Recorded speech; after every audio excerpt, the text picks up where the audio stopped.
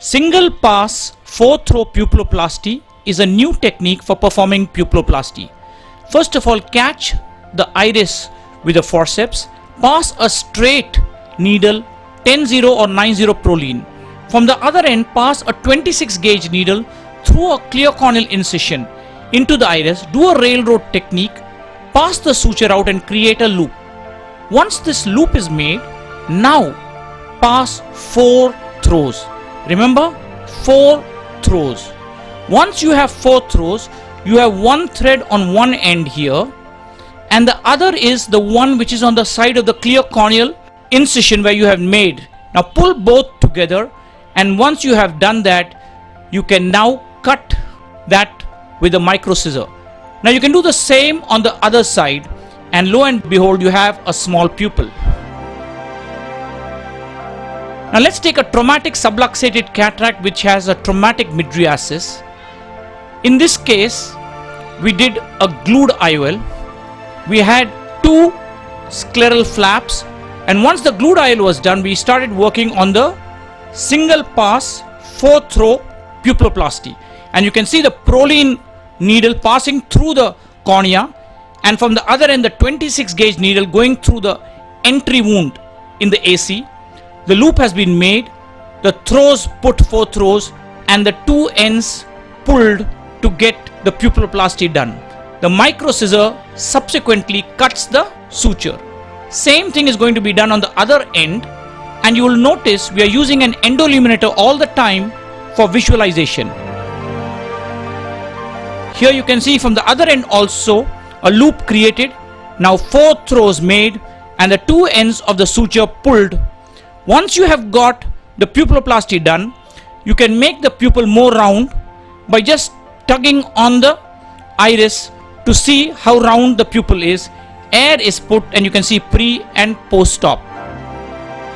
Let's look at another case which had an optic capture because it was a large white to white eye, and we did a glued IOL. Now once again you can see the single pass 4-throw pupilloplasty being done. The Prolene suture has been passed, the 26 gauge needle has been passed, and through a railroad technique the suture comes out. In all such cases, always have fluid in the eye rather than viscoelastic. Here you can see we are using a trocar AC maintainer, but you can alternatively use an AC maintainer. If the eye is aphakic, you can also use a pars plana cannula. Once again, 4 throws are done, the 2 ends of the suture pulled, and you have your pupilloplasty done. Look at the advantage of the endoilluminator because it gives great visualization. Both ends are done, and you can see the optic capture has been solved.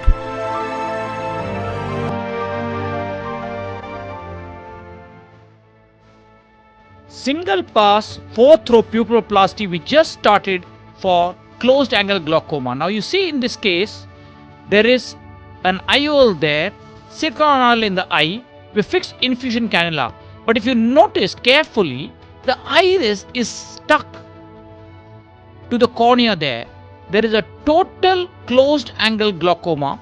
We are making a small incision in the clear corneal incision and removing the silicone oil. The fluid is continuously going through the infusion cannula. Most of the oil has come out. If there is need, we can also go through the pars plana to remove the remaining silicone oil. Here you can see we are just using the pars plana trocars and sucking out the silicone oil, and you can see the silicone oil removed completely. Now once you have done that, we want to solve the problem of the closed angle glaucoma. We are using the glued IOL forceps to pull the iris together. Once the anterior synechia are broken, now the next step is to do the single pass 4-throw pupilloplasty.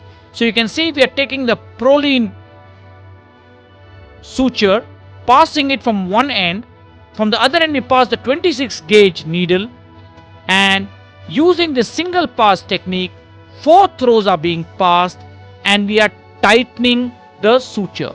So the basic principle of the single pass 4-throw pupilloplasty for closed angle glaucomas is, once you have broken the peripheral anterior synechiae, sutured the iris together, the whole pupil is made narrower. Once it is made narrower and you can do as many sutures as you feel necessary, the angles have become open, and this will automatically solve the problem of glaucoma. They don't need any trabeculectomy picture, and the same intraocular pressure 32 has become 11. Look at the anterior segment OCT pre-op closed and the post-op open, again pre and post.